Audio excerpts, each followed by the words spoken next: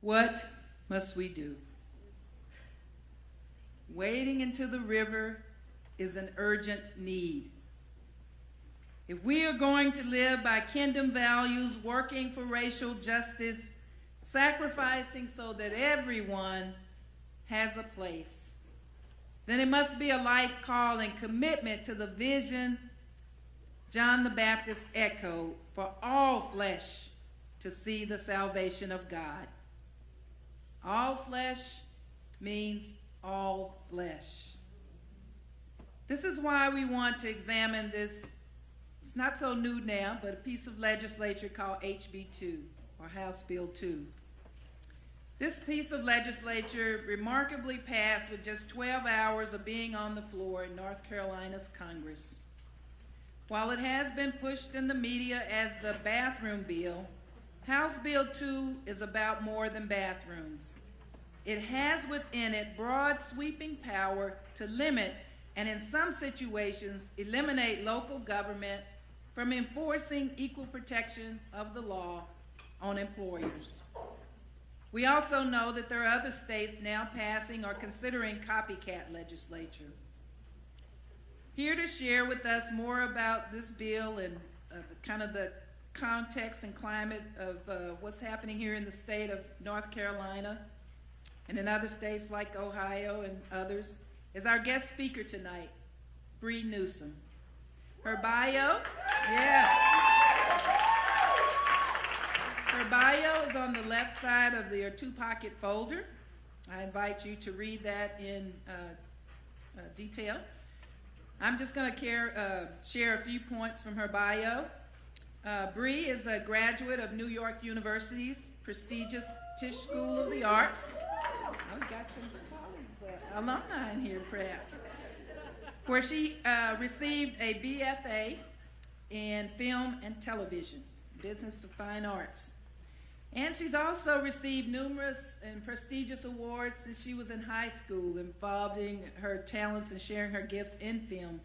So she won various awards in high school as well as in college, and has continued that in her career in terms of a short film that was recently debuted on Aspire TV network. Many of us know Bree or have seen her on television. From the day she scaled a 30-foot flagpole in front of the South Carolina State House and removed the Confederate flag, declaring, "This flag comes down today." She waded in that water. Bree's intention was to create a new image, a new symbol, and a new consciousness of the power inherent in direct action. The iconic picture of her on the pole, flag in hand, has become a touchstone of empowerment for disenfranchised people around the world. Currently, she works as a Western field organizer for Ignite NC, a project of the Southern Vision Alliance, and is a founding member of Tribe, a grassroots organizing collective dedicated to empowering underserved communities in Charlotte. Born with an artist's soul and spirit, she understands the essential role that the arts and symbols play in shaping culture and consciousness. And she has a quote here: "Art is activism, and activism is art." So we shared with her that we're going to have our artful activism tonight and hope if she's available she can stay and join in. She has an unwavering belief in the power and united action of individuals and groups committed to creating a better world. And with that, we welcome Bree Newsome. Thank you.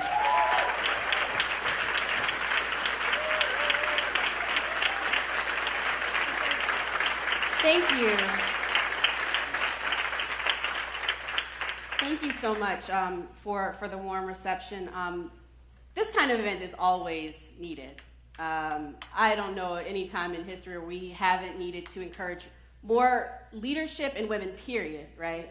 But I think it's also really important in terms of our calling as Christian women and how we really demonstrate that leadership. So I think events like this are always necessary, but especially in times like this. I mean, it has been said already, and it probably cannot be stated enough how historic this moment is. I mean, I think that when you look through time, you can probably pinpoint certain watershed moments where history pivots one way or the other, society chooses to go right or left. We are certainly at one of those moments. And so I just consider it an honor to be here speaking to you tonight in this moment. How many folks have heard the term stay woke? Stay woke? You heard that phrase? Okay. You commonly hear that in the modern movement, stay woke. Another term for that would be consciousness. You hear folks talk about being conscious.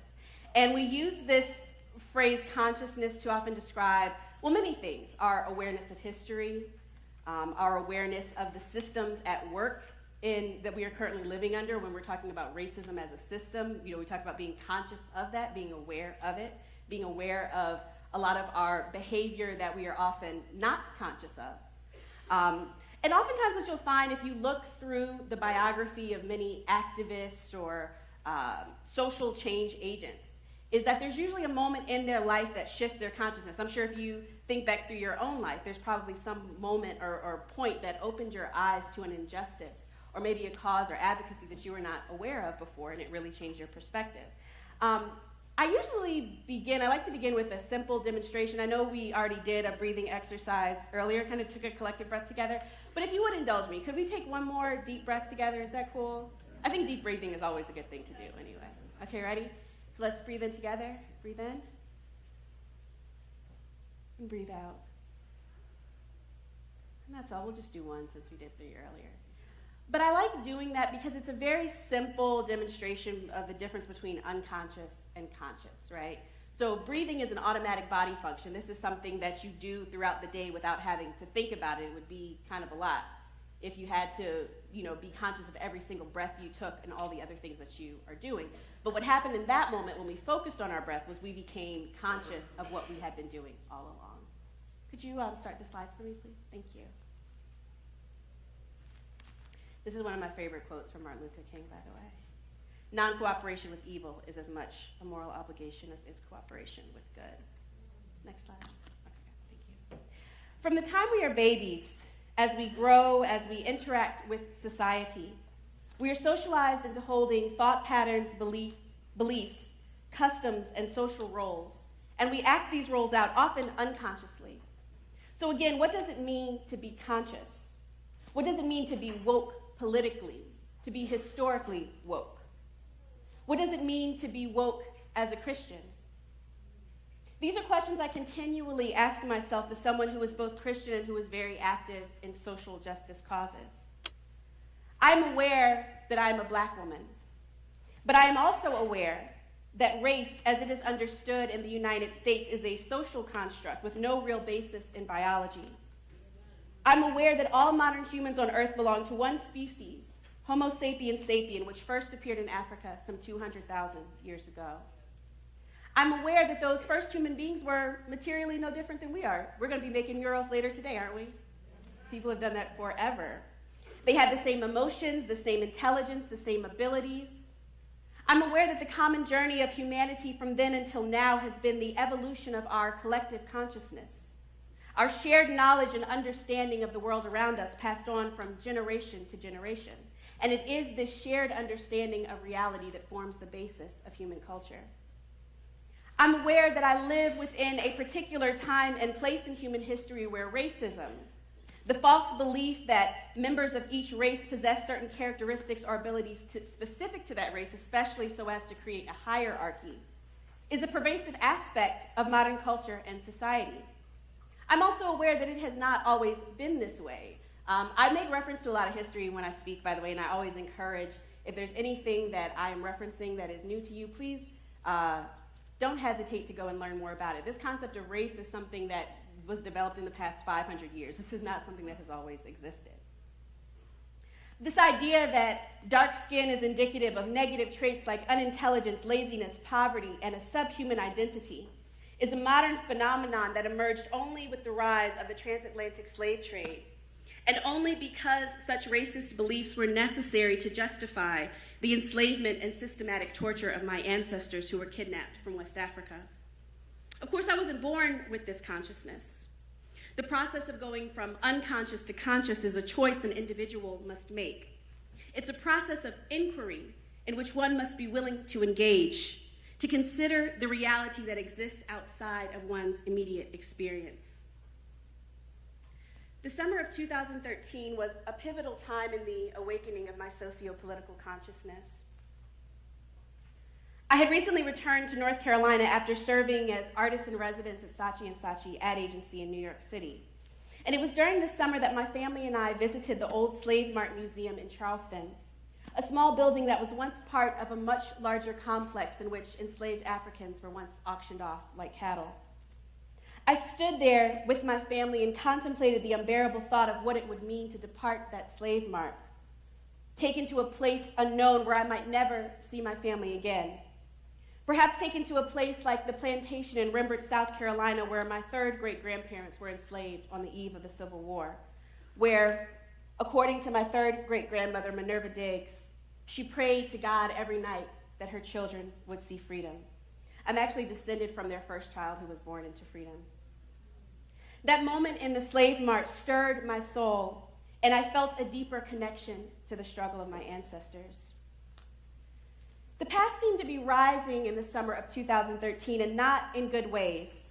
It was also in this year that the United States Supreme Court invalidated key parts of the Voting Rights Act, permitting states in the South to change their election laws without advance federal approval.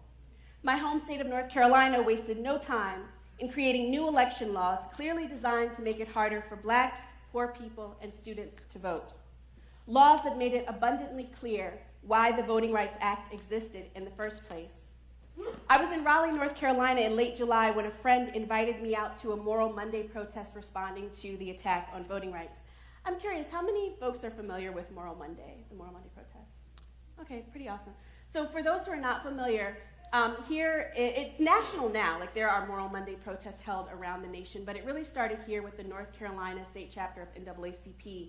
And at that point, particularly in 2013, what they would do is every Monday they would march to the Capitol and lift up a different issue, whether it was voting rights or Medicaid expansion. There were a number of different issues that were being lifted up.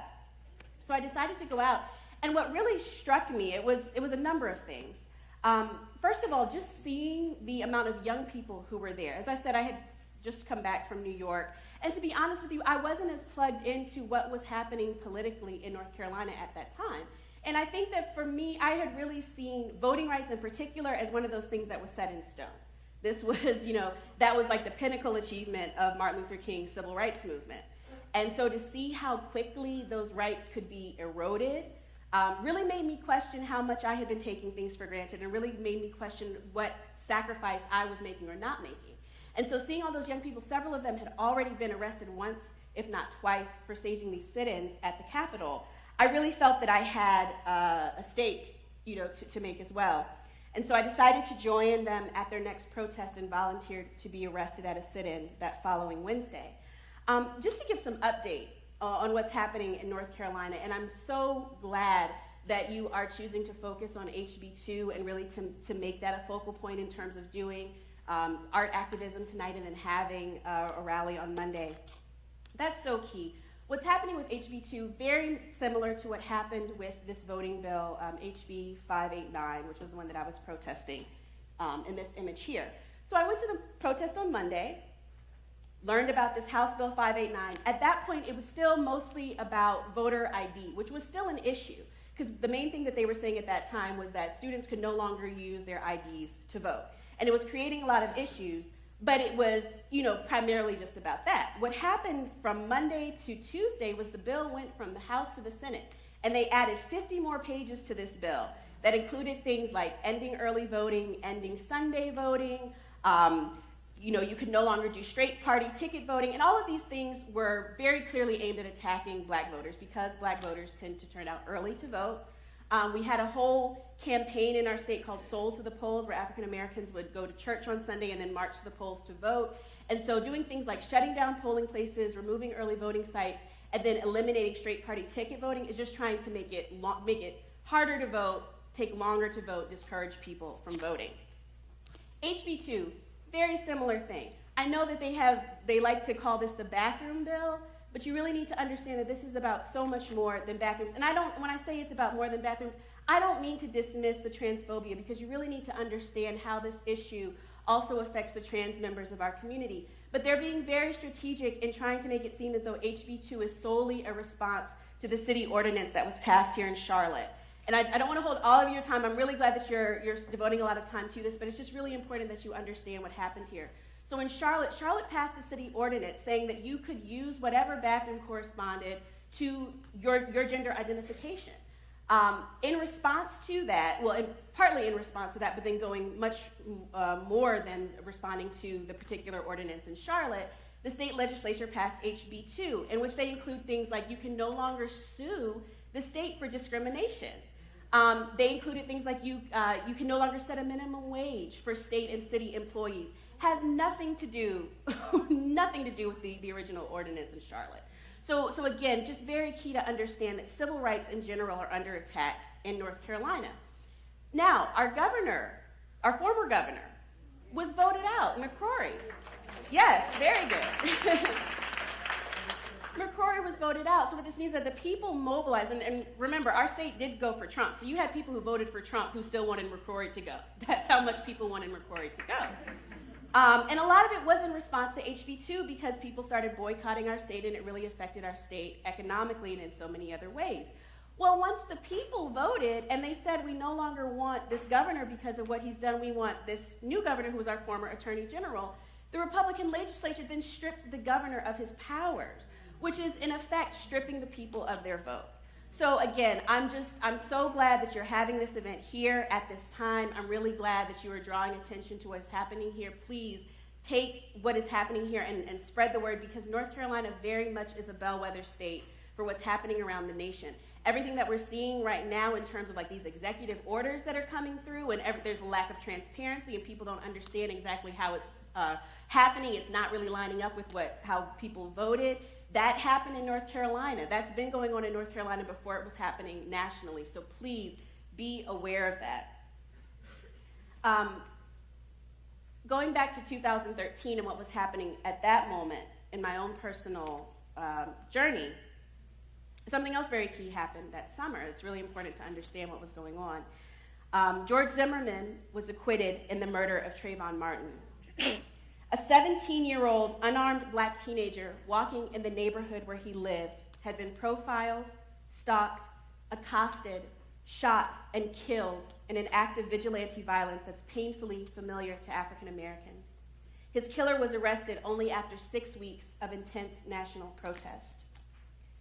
For many of us, the case evoked visions of Emmett Till, a 14-year-old African American teenager from Chicago who was lynched while visiting family in Mississippi, and whose racist killers were acquitted of their crimes. I don't know if you saw the headlines in recent days. The woman who actually was the original accuser, she accused Emmett Till of whistling at her, and this is what led to him being lynched. She has since recanted that statement. I mean, we knew it was a lie, but she has now admitted that it was a lie. Like many, I was deeply disturbed by the facts and circumstances surrounding Trayvon's death. The case sparked a new movement led by black and brown youth who saw themselves in Trayvon. One such group was the Dream Defenders, a group of black and Latinx students who, following the verdict in the Zimmerman trial, staged an occupation of the Florida State Capitol for several weeks. I traveled with a group of activists from North Carolina to Florida during the occupation of the State House, and was inspired by both their vigor and innovative styles of protest. Florida wasn't alone. Millennial activist groups sprang up everywhere, groups like Black Youth Project 100 in Chicago and Million Hoodies for Justice in New York City. I was excited to be a part of this new movement, to be part of a cause much greater than myself, to help carry forward the banner for freedom, equality, and justice. We would later learn that the Trayvon Martin case had not only inspired a new generation of young freedom fighters, but also the man who would go on to massacre 9 black parishioners during a prayer meeting at Mother Emanuel AME Church in Charleston, South Carolina. In his racist manifesto that surfaced after the killings, Dylan Roof wrote, quote, "The event that truly awakened me was the Trayvon Martin case." The violence we saw this past summer and in 2015 is not unprecedented, of course. There's a long history of racist violence aimed at Black churches because of their historical role as hubs of Black community organization and the vital role Black churches have played in the ongoing civil rights movement. Ruth targeted Mother Emanuel specifically for this reason. He traveled to Charleston from Columbia, South Carolina, where since 1961, a Confederate flag had flown above the state capitol as a statement of white supremacist power, as a symbol of defiance against the civil rights movement and increasing pressure from the federal government to desegregate. Being a child of the South myself and descended from a family that has been in the Carolinas for hundreds of years, the meaning of the Confederate flag and the social order it represents was never lost on me. South Carolina was the first state to secede from the Union, arguing that, quote, "We of the South contend that slavery is right." The Confederacy was formed in the belief that African Americans should remain in a perpetual state of bondage. And so the Confederate flag was a banner that first represented slavery, and then after the South lost the war, it became emblematic of the Jim Crow laws that would govern the South for the next 100 years. Laws designed to control and limit the political and economic power of the free Black population. Laws undergirded by a culture of racial terror whereby Black people could be murdered simply for attempting to vote.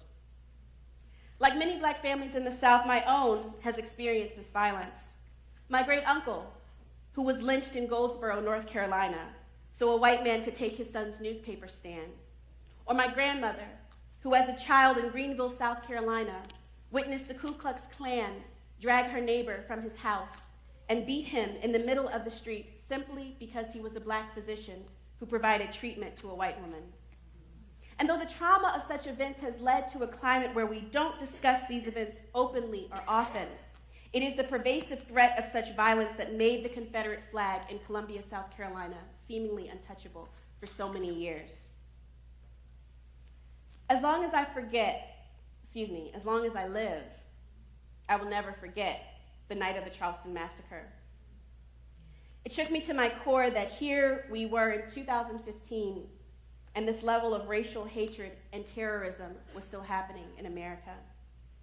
I will never forget the day after when, like many cities around the nation, we held a vigil for the victims and survivors of the massacre here at Little Rock AME, which is our own church that has its own history of ongoing involvement in the movement. I remember being asked by a reporter that night what I thought the next steps were, and my honest answer was, I didn't know. As a Christian, I had a crisis of faith at that moment that I hadn't experienced before. The people who gathered for Bible study in Emmanuel AME Church that night, Cynthia Marie Graham Hurd, Susie Jackson, Ethel Lee Lance, DePayne Middleton Doctor, Tawanza Sanders, Daniel Simmons, Sharonda Coleman Singleton, Myra Thompson, and Clementa Pinckney, rest in peace. We're only doing what Christians are called to do when anyone knocks on the doors of the church. Invite them in for fellowship and worship. A sense of shock and demoralization had overtaken the movement. The United States and South Carolina flags were lowered to half-staff, yet the Confederate flag remained high and fully unfurled, even as Clementa Pinckney's casket was processed through the streets of Columbia, South Carolina. As photos surfaced of Dylan Roof burning the American flag while waving the Confederate flag, there was a renewed sense of outrage over the state's continued endorsement of this hate symbol. I gathered with a group of activists here in Charlotte, North Carolina, and we discussed the issue and decided to remove the flag immediately, both as an act of civil disobedience and as a demonstration of the power people have when we work together. We couldn't wait for South Carolina to do the right thing. We've been waiting for South Carolina to do the right thing for over 100 years regarding racial justice and equality. In 1963, Martin Luther King penned a letter while jailed in Birmingham and explained the need for nonviolent action to, quote, create such a crisis and establish such creative tension that a community that has consistently refused to negotiate is forced to confront the issue. In that letter, he also likened civil disobedience to the struggle of the early Christians, who some of them faced lions rather than submit to oppressive Roman authority. That was our goal with this action.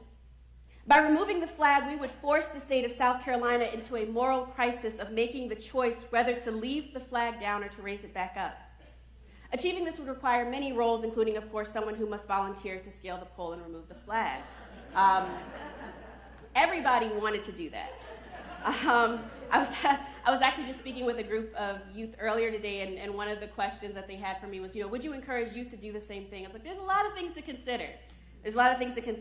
And not everyone was in a position to be arrested. Not everyone can put themselves in that position. And so, once we talked through all of the things that would be involved, and it was clear that this role was going to be going to a black woman, myself, we talked through more of what we wanted to communicate symbolically with these visuals. Obviously, we're attacking this symbol.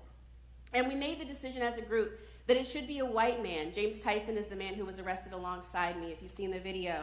That it should be a white man who helped me over the fence and stood guard as I climbed, just putting his own body on the line in a display of racial solidarity. And we made this decision because for us, this is not, nor has this ever simply been about a flag, but rather it is about abolishing the spirit of hatred and oppression in all its forms.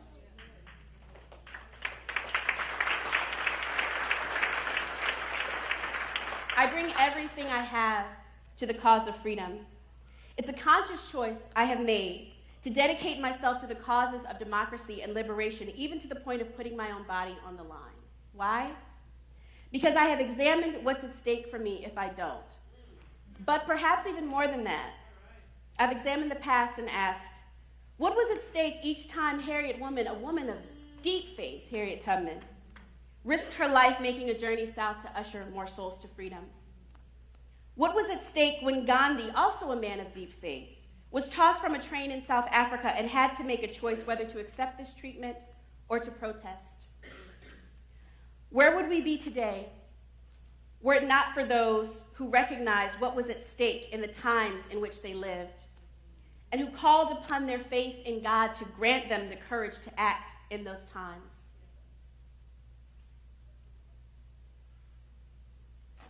Next slide, please. Thank you. When I consider what's at stake in this time, I think also of the future, and I ask, what am I doing as an individual? What gifts, what talents, what skills, what resources, what time am I contributing to the collective effort to better humanity? This is a time of great turmoil, obviously. You turn on the news and a lot of what you see is violence and unrest. The most consistent message seems to be one of fear. Turmoil isn't something we have to fear, however. Turmoil is an indication that the ground is ripe for sowing the seeds of social change. Every period of awakening and advancement has been marked by this kind of turmoil. And it's true that the darkest hour is right before dawn. So I embrace this as a time of transformation and promise.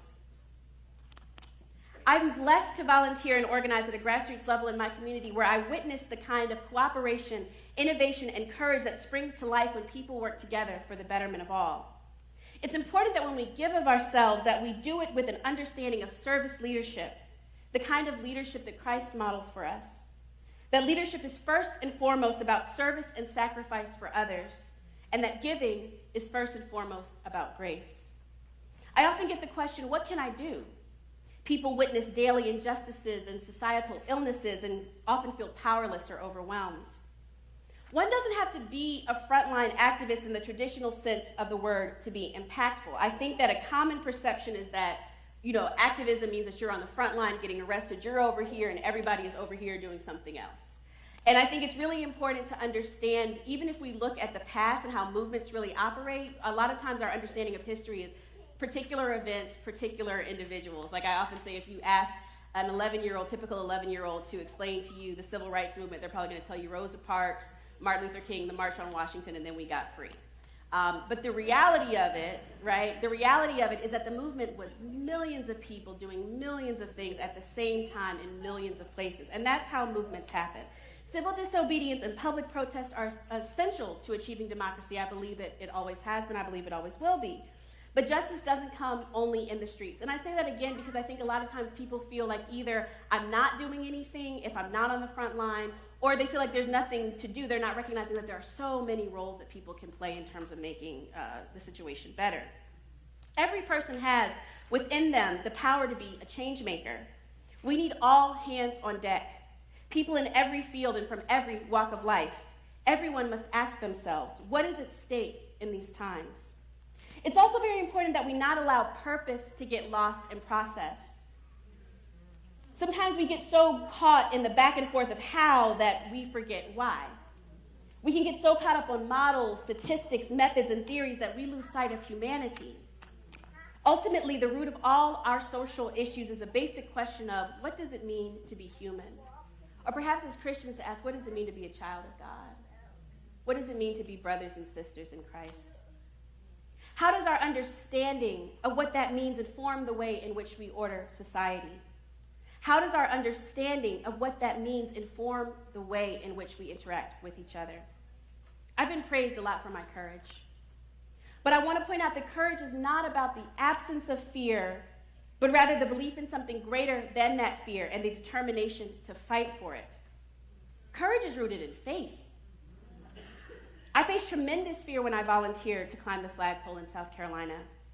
I returned to my house after that initial meeting and prayed probably more deeply and more fervently than I ever had. In that moment, I felt connected to past freedom fighters on another level. I thought especially of the freedom riders, of those young people who boarded buses and traveled south in deliberate violation of segregation laws. I thought of the courage it took for them to make that journey, not knowing what would greet them or if they would even return alive. It was leaning on my faith in God. It was leaning on the faith that those who came before me exercised in the times in which they lived. That's what gave me the courage to do what I did. Faith without works is dead. And as Christians, it's important that our actions reflect our faith. If we believe that we are to love one another in the way that Christ has shown, then let us reflect that belief to the world with actions as bold as Christ's love for us. I understood the risk involved in what I was doing. I understood there was reason to fear what might happen. Yet I also understand that as a human being, the measure of my humanity is linked to my ability to recognize the humanity of others. I knew that I had become part of something much greater than myself, the universal struggle of humanity toward a society that is truly free and that truly recognizes the rights of all individuals. This is the cause greater than myself that I risk my life for and that I continue to fight for. So again, what does it mean for us to be woke? I believe it means to be aware what a fantastic blessing it is to be alive in this moment. To be a human being, to be part of a species that has the power to create and shape a world where there is no hunger and thirst, where there is no violence and oppression. To be children of God, to be as beautifully diverse as every other species, yet blessed with an awareness of ourselves as an endlessly imaginative, creative force on this earth. I truly believe this is a generation of awakening, one that will and that already has in many ways changed the world.